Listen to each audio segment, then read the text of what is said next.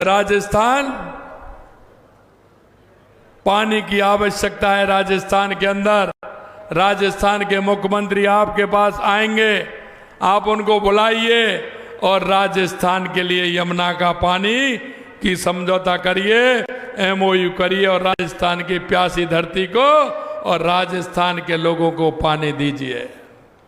मैं आपसे कहना चाहता हूं, हमारा हरियाणा सरकार और हमारी केंद्र सरकार और राजस्थान सरकार का एमओयू हुआ, लेकिन एमओयू के बाद हरियाणा के अंदर चुनाव आ गया। हमारे पीडब्ल्यू के मंत्री बैठे हैं हमारे हरियाणा के, हरियाणा में चुनाव आ गया और चुनाव आ गया तो आपने देखा होगा वहां की कांग्रेस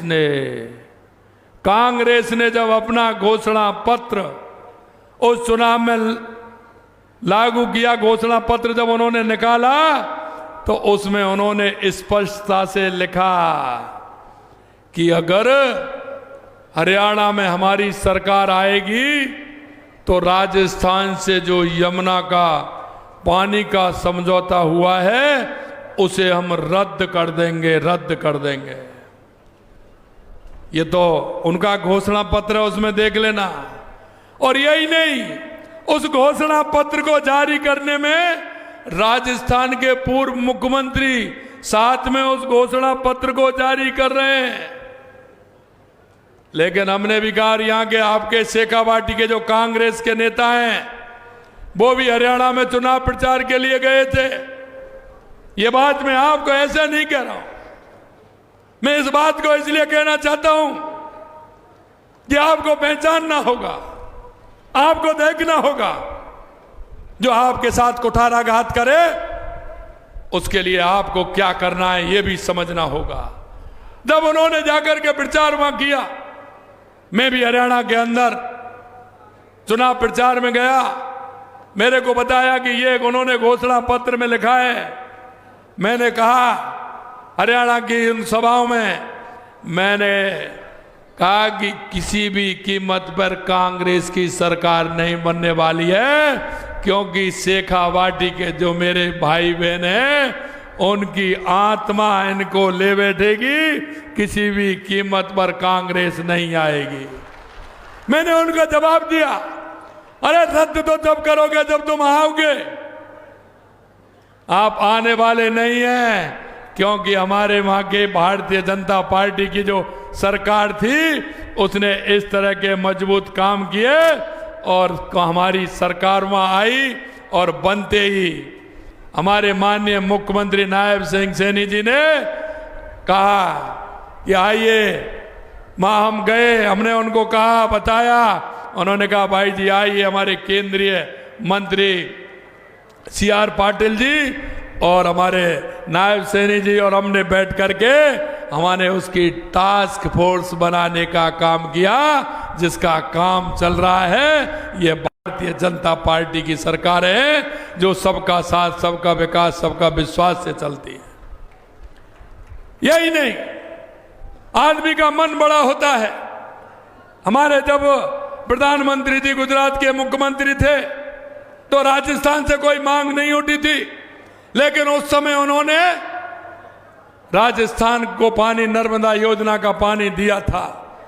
मैं इसलिए आपसे कहना चाहता हूं, आपके बीच में अगर ये आपके शेखावाटी के जो नेता हैं यहाँ राजनीति करते हैं, उनको आपको बताना है, आपके बीच में आना है।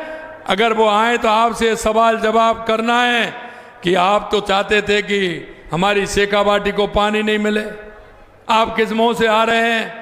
इसीलिए मैं कहना चाहता हूं, भाई वो होता है जो वक्त पर काम आता है, भाई वो नहीं होता जो वक्त आने पर छुरा चलाता है। ये कांग्रेस के लोग छुरा चलाने वाले लोग हैं, इनका कभी मतलब नहीं रहा।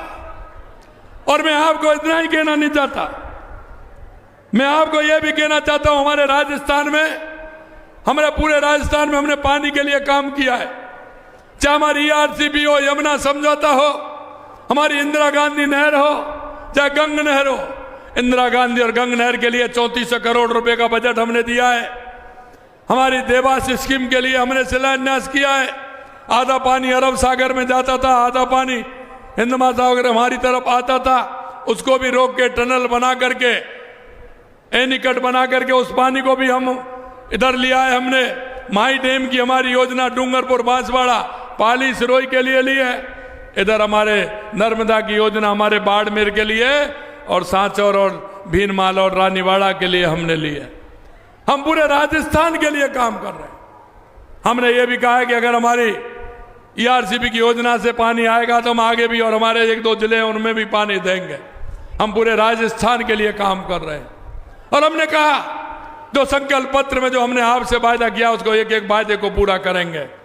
आपने देखा हमारे जो किसानों के बेटे हैं, क्योंकि प्रधानमंत्री जी का शेखावाटी से बहुत लगाव है, जब मैं उनसे मिलने गया तो उन्होंने कहा ये शेखावाटी के वो लोग हैं, यहाँ का किसान धरती का सीना चीर करके अन्न उगाता है और मेरे वो किसान का जवान देश की सीमाओं पर सुरक्षा करता है। सबसे ज्यादा सैनिक भाई हैं तो मेरे शेखावाटी के अंदर हैं। इसलिए मैं कहना चाहता हूं ऐसे लोगों के सपनों को अगर कोई तोड़ेगा तो उसको कितना पाप लगेगा ये आप मुझे बता दीजिए।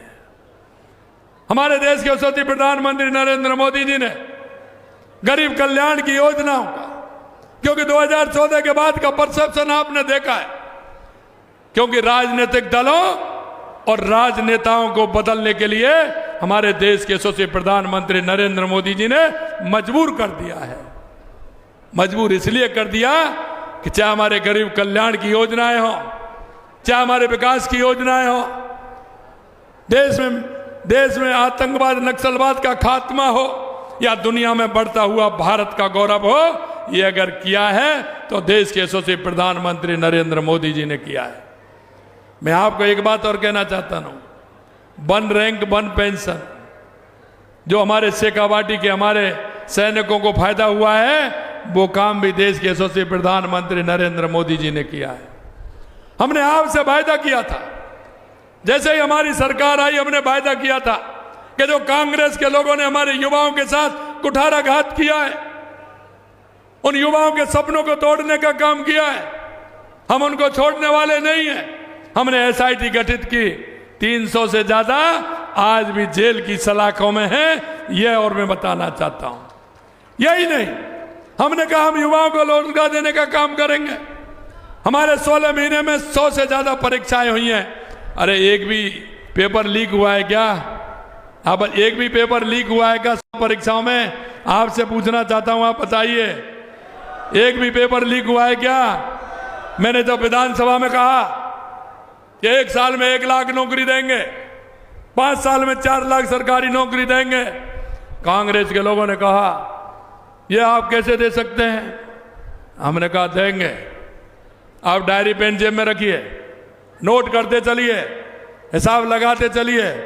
हमने तो ये वायदा किया है राजस्थान की जनता से कि हर साल हम हमारा हिसाब देंगे कि हमारी सरकार ने क्या किया है। ये राजस्थान की जनता को हिसाब देने वाले हैं। आपने देखा होगा 69,000 नियुक्ति पत्र हमने दे दिए। पिछली बार चुनाव के कारण बजट आया था जुलाई में, आप चिंता मत करिए, जुलाई तक 1 लाख नौकरी पूरी हो जाएंगे। 1,88,000 पाइपलाइन में है। हमने 1 साल का कैलेंडर भी निकाल दिया। विज्ञप्ति कब निकलेगी, परीक्षा कब होगी, परिणाम कब आएगा और नियुक्ति कब मिलेगी। मैं मेरे युवा भाई बहनों से कहना चाहता हूं, मन लगा करके पढ़िए। आप किसान के बेटे हैं, मन लगा करके पढ़िए और परीक्षा दीजिए और नौकरी पाइए, जिससे अपने पिता का सहारा बन सके, अपनी बूढ़ी माँ बूढ़े पिता का सहारा बनकर अपने परिवार को खड़ा कर सके। हमने ये भी कहा किसान सम्मान निधि से लेकर के हम किसान के लिए हमने जो काम किए हैं, किसान सम्मान निधि को हमने 6,000 से 9,000 किया। मैं आपको बताना चाहता हूं, जितना गेहूं राजस्थान का एमएसपी पर खरीदा जा रहा है, देश में कहीं खरीदा जा रहा है क्या? बताइए, कहीं दूसरी जगह कहीं कोई रेट हो? हम तो 150 रुपये बोनस का आपको दे रहे हैं, 150 रुपये। हमने देखा है, हमने ये भी देखा है मेरे भाई और बहनों, कि सिद्धमुख भितरका का पानी भी हमने दिया है। यही नहीं, मैं एक बात और आपसे कहना चाहता हूं कि हमारी जो सरकार की योजनाएं उनको भी मैं आपको बताना चाहता हूं। 150 रुपये किसान को सब्सिडी देने का काम हमने किया है। पशु स्वास्थ्य के लिए, क्योंकि किसान का और पशुपालन का मेल है, इसलिए पशुधन निःशुल्क आरोग्य योजना के तहत निःशुल्क औषधियां और टीके लगवाने का काम भी किया है। और अब आपके खेत खलिहान उठ गया, खेत खलिहान उठ गया तो कहीं ना कहीं मन करेगा जाने का। कोई बुआ के यहाँ जाएगा, कोई मामा के यहाँ जाएगा, कोई बहन के यहाँ जाएगा, कोई कहीं जाएगा। जाते हैं कि नहीं जाते हैं? जाते हैं कि नहीं जाते हैं? अब खेत खलिहान से फ्री हो गए तो जाते हैं। तो माँ क्या पूछते हैं आपसे? वो आपसे पूछते हैं फसल कैसी हुई है, पूछते हैं कि नहीं पूछते? किसान क्या करेगा? यही बात तो पूछेगा कि फसल कैसी हुई है बताओ साहब। और दूसरी बात क्या पूछेगा? क्या दूध बूध हो रहा है कि नहीं हो रहा है? यही पूछते हैं ना। हमने कहा कि हमारे किसान के बेटे को किसी तरह से परेशानी नहीं हो, इसलिए हमारी सरकार ने गौपालक क्रेडिट कार्ड देने की भी योजना बनाई है। अगर किसी के वहाँ गाय भैंस नहीं है तो वो उस पर खरीद के ला करके अपने बेटों को और बेटियों को दूध पिलाने का काम भी करेगा।